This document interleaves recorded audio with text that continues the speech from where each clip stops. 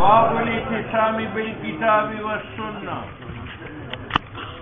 باب ہے استدلال کے بیان میں. جب استدلال کرتے ہو کتاب اللہ سے کرو اور سنت رسول اللہ سے کرو.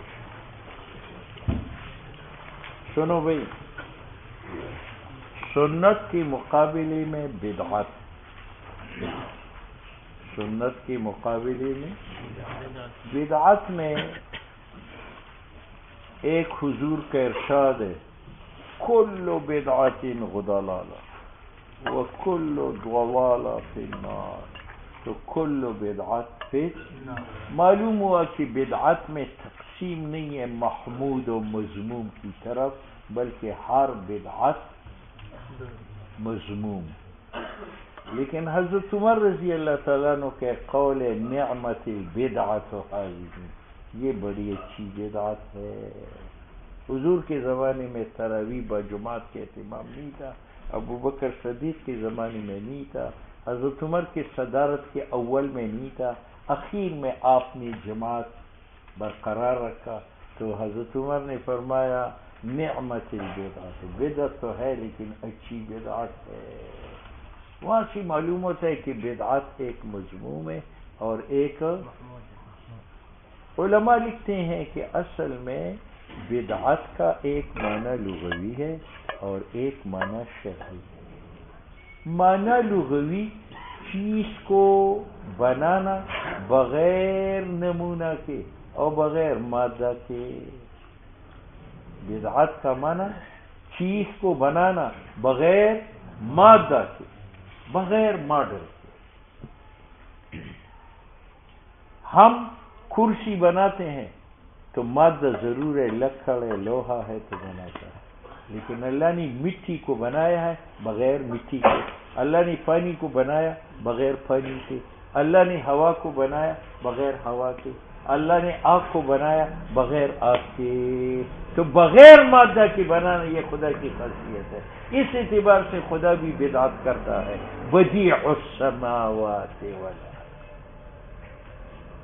بدیع السماوات والارض. ٹھیک ہے، وہ جو بدعت میں اچھائی برائی ہے وہ بدعت لغوی ہے، اس سے ہم بحث نہیں کرتے. بدعت شرعی کا معنی ہے جعل غیر الدین دینا بنیت الدین، کہ ایک چیز دین نہ ہو اور اس کو دین اور ثواب سمجھ کر کے کیا جائے. اس کو کیا کہتے ہیں؟ بدعت شرعی. جعل غیر الدین دینا بنیت الدین، ایک چیز دین نہیں ہے اس کو دین اور ثواب سمجھ کر کے، جیسے پٹھان کرتے ہیں سنتوں کے بعد دعا، جنازے کے بعد دعا، تیسرا 10واں 40واں، یہ دین نہیں ہے، حضور کے زمانے میں نہیں تھا. اور ہم دین سمجھ کر کرتے ہیں، ثواب سمجھ کے کرتے ہیں، اسی کا نام بدعت ہے. یہ کل بدعت ضلالہ وکل ضلالہ فی النار. اس کے دو قسم ہیں. یہ بدعت اگر عقائد میں ہے تو انسان کافر ہوتا ہے، جیسے خوارج نے عقائد میں ایسے ایسے نظریات ایجاد کیے جو حضور کے زمانے میں نہیں تھے. مثلا مرتکب کبیرے کا کافر ہے، یہ ایک عقیدہ ہے، اور یہ حضور کے زمانے میں نہیں تھا تو وہ کافر. اور اگر یہ بدعات اعمال میں ہے تو وہ گناہ ہے لیکن کفر نہیں ہے. جیسے آپ یہ دعا شعاعت مانتے ہیں تو یہ بدعات فی الاعمال ہے، یہ مکفرات نہیں ہے، لیکن ہے مذموم. کل بدعات ضلالہ وکل ضلالہ فی. اس پر ایک اعتراض ہے کہ جب بدعت شرعی جعل غیر دینی دینا بنیت دین ہے تو حضور کے زمانے میں یہ مدارس نہیں تھے، تو یہ دین نہیں ہے، اور ہم دین سمجھ کر بنا رہے ہیں. بات سمجھ میں آ گئی؟ حضور کے زمانے میں یہ درس نظامی نہیں تھا تو یہ دین نہیں ہے، اور ہم دین سمجھ کر کے پڑھتے اور پڑھاتے ہیں، تو پھر تو یہ سب بدعات ہو گئے. شاہ ولی اللہ رحمہ اللہ نے فرمایا کہ ایک بدعت فی دین ہے، ایک بدعت لی دین ہے. بدعت فی دین جو ہے وہ جعل غیر دینی دینن، کہ ایک چیز دین نہ ہو اس کو دین میں داخل کرو بنیت دین، ٹھیک ہے.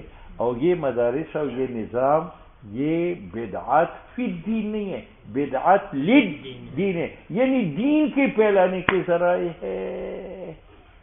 بات سمجھ میں آ گئی؟ تو بدعت فی دین ضلالت ہے، اور ہر ضلالت فی النار ہے. تو ہر بدعت فی دین ضلالت ہے، اور اگر بدعت شرعی نہ ہو لغوی ہو تو وہ جائز ہے، بدیع السماوات والارض. اور اگر بدعت فی دین نہ ہو بلکہ بدعت دین ہو، ٹھیک ہے. جیسے مدارس و نصاب یہ بدعتی مضمون سے خارج ہے. لوگ یہ بھی اعتراض کرتے پھر میز بھی بدعت ہے، پھر کرسی بھی بدعت ہے. یار اس بدعت کی تعریف سنو، جعل غیر دین دین، کہ اس کو دین سمجھے. اور کرسی کو ہم دین سمجھتے ہیں، میز کو دین سمجھتے ہیں، وہ تو دین سمجھتے ہیں. بس یہ سارے اعتراضات ختم ہو جاتے. عن عائشہ رضی اللہ تعالیٰ عنہ قالت قال رسول اللہ صلی اللہ علیہ وسلم من احدث فی امرنا، یہ فی بتاتا ہے کہ یہاں بدعت لغوی مراد نہیں ہے، بدعت شرعی مراد ہے. اور بدعت شرعی سے مراد بدعت فی دین ہے، بدعت دین نہیں ہے. یہ دونوں قید مل. جو ایجاد کرے گا ہماری دین میں حاضر اسلام میں ما ایسی چیز لازمینو جو سے نہ ہو وہ مردود ہے. وہ کیا ہے؟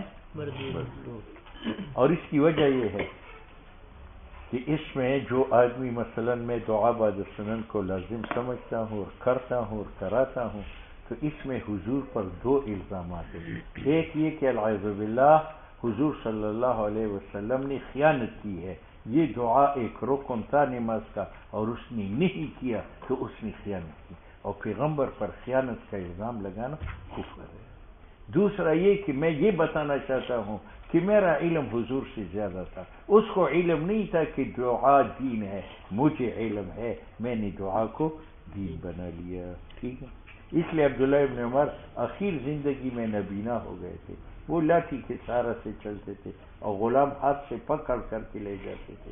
ایک مرتبہ راستے پر جا رہے تھے، مسجد میں اذان ہو گئی، غلام کو کہا نماز پڑھانے گئے. امام نے نماز پڑھائی. نماز کے بعد وہ زور زور سے لا الہ الا اللہ لا الہ الا اللہ، تو لاٹھی لے لی اور غلام کو کہا مجھے مولوی صاحب سے ملاؤ. اس کا خیال ہے مولوی صاحب سے ہاتھ ملاتے ہیں. جب اس کو پکڑ ہاتھ سے پکڑا تو ساتھی سے ضربہ یضربو کا بہت، اور فرمایا اعلمک زائد علی علم رسول اللہ صلی اللہ علیہ وسلم، آپ کا علم حضور سے بڑھ گیا، آپ نے تو یہ کام نہیں کیا تھا، آپ نے کیا. معلوم ہے حضور کے علم میں یہ بات نہیں تھی، آپ کے بدعات سے بچو. پھر بگاڑا تو بدعات کی بھوری ہے، بھوری. کیا ہے؟ عن جابر رضی اللہ تعالیٰ عنہ قال قال رسول اللہ صلی اللہ علیہ وسلم اما بعد فإن خیر الحدیث کتاب اللہ، بہترین کلام خدا کا ہے، وخیر الحدی، اور بہترین سنت ہدی محمد صلی اللہ علیہ وسلم، حضور کی سنت ہے. وشر الامور محدثاتها، اور بدترین کام جو ہے وہ بدعت ہے. وکل بدعت ضلالہ، اور ہر بدعت ضلالت ہے. کون سی بدعت؟ شرعی. اور کون سی بدعت؟ فی الدین. بس یہ دو قیدیں لگاؤ تو بچ جاؤ گے. عن ابن عباس رضی اللہ تعالی عنہما قال قال رسول اللہ صلی اللہ علیہ وسلم ابغض الناس الی اللہ ثلاثہ، لوگوں میں خدا کی دشمن ترین لوگ تین ہیں. ملحد فی الحرم، ایک ایک حرم مقدس میں گناہ کرے. ومبتغ فی الاسلام سنت الجاہلیہ، اور ایک وہ جو طلب کرے اسلام میں ایک کام جو جاہلیت کا ہے یعنی بدعت. ومطلب دم امرئ مسلم، اور دوسرا یہ کہ وہ خواہش مند ہو کہ مسلمان کا خون بہائے ناحق. لیحرق دمہ. قال قال رسول اللہ صلی اللہ علیہ وسلم کل امتی یدخلون الجنت الا من ابا، میری ساری امتی جابت جنت میں جائے گی مگر جو جنت جانے سے انکار کرے. پوچھا گیا ومن ابا، یہ کون ہے جو جنت جانے سے انکار کرے؟ قال من اطاعنی دخل الجنہ، جو میری سنت پر چلے گا وہ جنت میں جائے گا، ومن عصانی، اور جو بدعت پر چلے گا فقد ابا، اس نے جنت جانے سے۔ عن جابر قال جاءت ملائکۃ، فرشتے آئی نبی علیہ السلام کے پاس صلی اللہ علیہ وسلم، وہو نائم، آپ سو رہے تھے، فقالوا، وہ فرشتے آپس میں گفتگو کرنے لگے، ایک نے دوسرے کو کہا ان لصاحبکم ھذا، تمہارا یہ حضرت جو آپ صلی اللہ علیہ وسلم ہے اس کی ایک مثال ہے، فضربوا له مثلا، اس کے سامنے وہ مثال تو بیان کرے۔ تو ایک فرشتے نے کہا انہ نائم، یہ تو سو رہا ہے۔ اچھا، وقال بعضهم، دوسرے نے کہا ان العین نائمۃ، اس کی آنکھ سو رہی ہے، والقلب یقظان، اور قلب بیدار ہے، بیان کرو مثال۔ وقالوا، انہوں نے کہا مثلہ، فرمایا دیکھو ایک آدمی ہے، اس نے ایک گھر بنایا، اس نے اس گھر میں دسترخوان بچھایا، اس نے اس دسترخوان پر کھانے رکھ کر ایک قاصد کو بھیجا کہ جاؤ لوگوں کو بلاؤ کہ وہ اس گھر میں داخل ہو، اس دسترخوان پر بیٹھے اور یہ کھانا کھائے۔ اب وہ قاصد گیا، اس نے لوگوں کو پکارا، کچھ لوگوں نے اس کی پکار سنی، جب سنی تو وہ گھر میں بھی داخل ہو گئے، دسترخوان پر بھی بیٹھ گئے اور کھانا بھی کھا لیا، اور جنہوں نے اس کے کہے پر لبیک نہ مانا وہ گھر میں داخل ہونے سے محروم ہے، دسترخوان پر بیٹھنے سے محروم ہے، کھانوں سے محروم ہے۔ فرمایا وہ بنانے والا خدا ہے، جو گھر بنایا ہے وہ جنت ہے، جو دسترخوان بچھایا ہے وہ وہاں کے پھل ہے، جو قاصد بھیجا ہے وہ محمد رسول اللہ، اس نے جو پیغام بھیجا ہے لا الہ الا اللہ، جس نے حضور کی طاعت کی وہ جنت میں جائے گا، دسترخوان پر بیٹھے گا، پھل کھائے گا، اور جس نے بدعت کی اس نے پیغمبر کا کہا نہ مانا، نہ اس کو جنت جانا نصیب ہوگا نہ جنتی پھل۔ مثلہ کمثل رجل، ایک مالک ہے بنا دارن، اس نے گھر بنوایا، وجعل فیہا مدبۃ، اور اس میں کھانا تیار کروایا، وبعث داعیا، اس نے اپنا ایک قاصد بھیجا، فمن اجاب الداعیہ، جو قاصد کی بات مانے گا، دخل الدار، وہ گھر میں بھی داخل ہوگا، واکل من المدبہ، اور وہ اس کھانوں سے بھی کھائے گا، ومن لم یجب الداعیہ، اور جو کہا نہ مانے اس قاصد کا، لم يدخل الدار، نہ وہ گھر میں داخل ہوگا اور نہ وہ کھائے گا اس دسترخوان و کھانے سے۔ وقالوا، فرشتوں نے کہا اویلوہا، تفصیل بیان کرو اس مثال کی، یفقہا، تاکہ پیغمبر اس کو سمجھے۔ تو بعض نے کہا وہ تو سو رہا ہے، دوسرے نے کہا نہیں آنکھ سو رہی ہے دل بیدار ہے۔ فقالوا نے کہا وہ دار جنت ہے، وہ دائی محمد صلی اللہ علیہ وسلم ہے۔ فمن اطاع محمدا، جس نے آپ صلی اللہ علیہ وسلم کی سنت پر چلنے اختیار کیا، فقد اطاع اللہ، وہ جنت میں جائے گا۔ ومن عصى محمد، اور جو بدعت پر چلے گا، فقد عصى اللہ، ومحمد فرق بین الناس، محمد صلی اللہ علیہ وسلم فارق ہے درمیان مومن اور درمیان کافر۔ وعن انس قال جاء ثلاثة رہط، تین تبلیغی بزرگ آئے، الی ازواج نبی علیہ السلام، امہات المومنین کے پاس، یسألون، وہ پوچھ رہے تھے، عن عبادت نبی صلی اللہ علیہ وسلم، رسول اللہ صلی اللہ علیہ وسلم کی رات کی عبادت کے بارے میں۔ ان کا یہ خیال تھا کہ نبی علیہ السلام ہر دن روزہ رکھیں گے، رات بھر تہجد پڑھیں گے، اللہ اللہ کریں گے، نہ بیوی کے پاس جائیں گے، نہ کھانا کھائیں گے، نہ سوئیں گے۔ عائشہ صدیقہ نے فرمایا رات سوتی بھی ہے، تہجد بھی پڑھتا ہے، کھانا بھی کھاتا ہے، بیویوں کے پاس بھی جاتا ہے، اللہ کا ذکر بھی کرتا ہے۔ تو تبلیغیوں نے کہا کہ ہوئی تو بہت کم عبادت ہے، کم۔ پھر بزرگ تھے، انہوں نے کہا کوئی بات نہیں ہے، حضور کی تھوڑی عبادت بھی اتنی کافی ہے کہ مقابل میں حضور کی گناہ نہیں ہے۔ ایک نے کہا میں تو ساری زندگی اللہ کے راستے میں گزاروں، بیوی نہیں کروں گا، ٹھیک ہے۔ دوسرے نے کہا میں ساری زندگی روزہ رکھوں گا، تیسرے نے کہا میں ساری رات جاگ کر رہوں گا، ڈبل بیڈ کے قریب بھی نہیں جاؤں گا۔ اتنے میں حضور آیا، حضور نے فرمایا تم خدا سے زیادہ ڈرتے ہو یا میں ڈرتا ہوں؟ میں زیادہ ڈرتا ہوں۔ تم زیادہ متقی ہو یا میں متقی ہوں؟ میں زیادہ متقی ہوں، لیکن میں اپنا بھی حق ادا کرتا ہوں، اس کو سلاتا ہوں، کھلاتا ہوں، ٹھیک ہے، بیوی کا بھی حق ادا کرتا ہوں، ہم بستری کرتا ہوں، اور خدا کی بھی عبادت کرتا ہوں، خدا کا بھی حق ادا کرتا ہوں۔ نکل جاؤ تمہاری ایسی چیز۔ فلما اخبروا بها، جب تبلیغیوں کو بات بتائی گئی کہ حضور کی عبادت تو بہت کم ہے، نُكَأَنَّهُمْ تَقَلُوهَا، انہوں نے اس عبادت کو بہت کم سمجھا. پھر بزرگ تھے آخر، انہوں نے کہا اے نحن من النبی صلی اللہ علیہ وسلم، ہماری کیا نسبت ہے حضور سے، قد غفر اللہ ما تقدم، حضور کو اللہ نے ماضی میں بھی گناہ سے بچایا تھا، او تاخر، آئندہ بھی بچائے گا. ایک نے کہا ہر کہ میں ہوں فاصلی اللیل، میں تو ساری رات نماز پڑھوں گا، کھانا خراب کے پاس نہیں جاؤں گا. وقال الاخر، دوسرے نے کہا انا اصوم النهار ابدا، میں ہر دن روزے رکھوں گا، ولا افطر. وقال الاخر، اور دوسرے نے کہا میں تو ساری رات سے اللہ کے راستے میں نکالوں گا، اعتزل النساء، گھر نہیں جاؤں گا، فلا اتزوج ابدا، فلا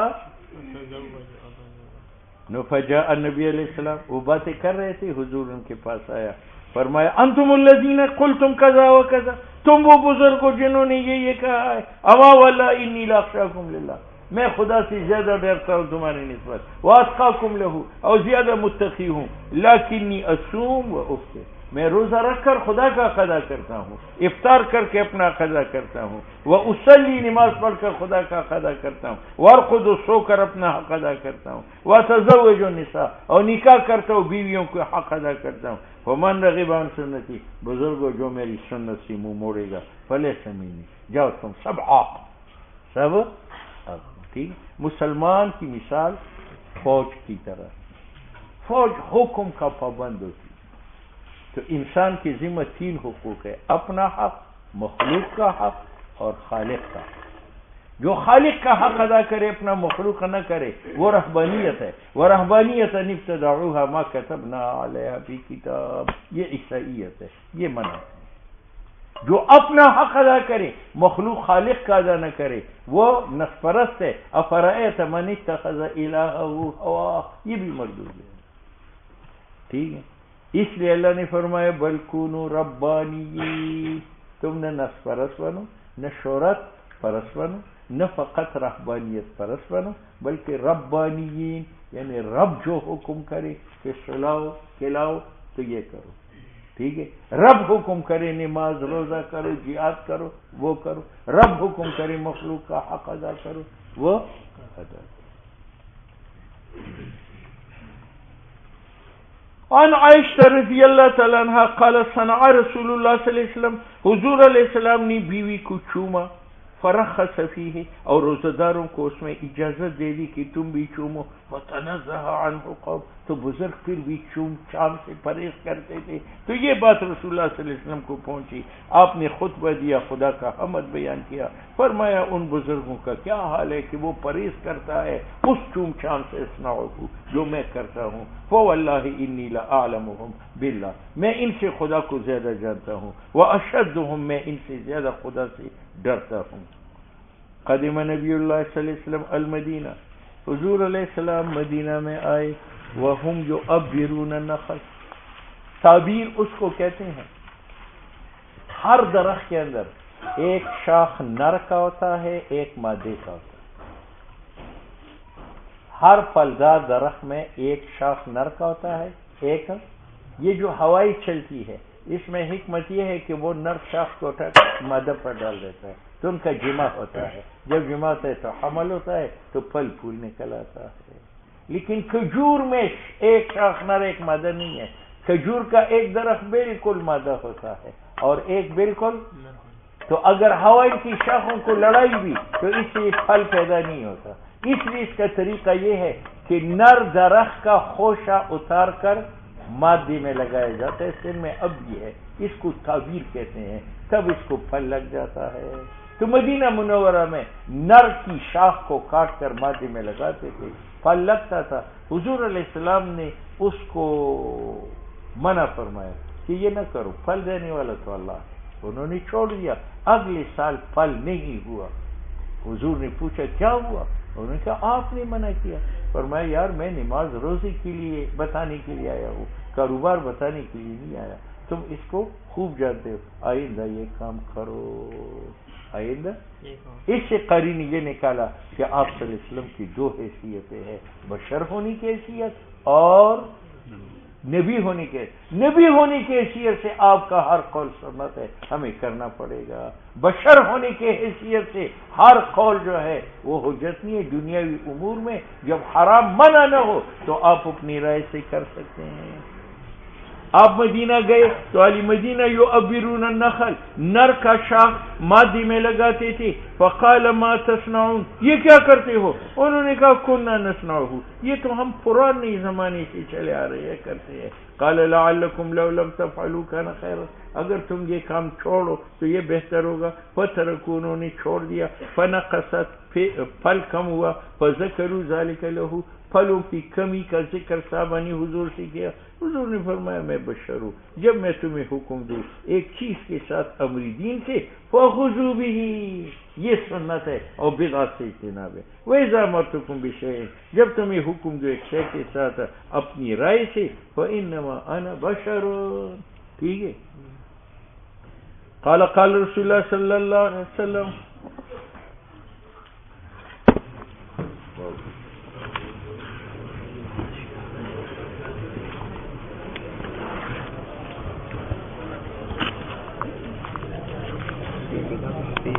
ٹھیک ہے.